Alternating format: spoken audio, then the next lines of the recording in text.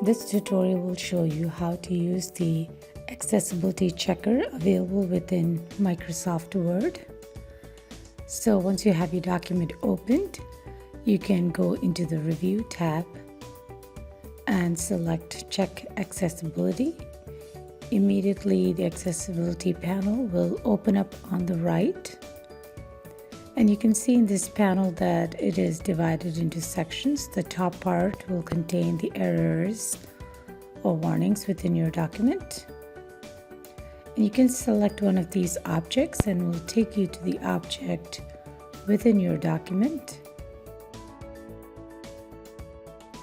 And down below you will see additional information which will give you detailed steps on how to fix that particular error. You can use this as a guide to fix your errors. Check this box if you want to keep the accessibility checker running while you keep working on your document.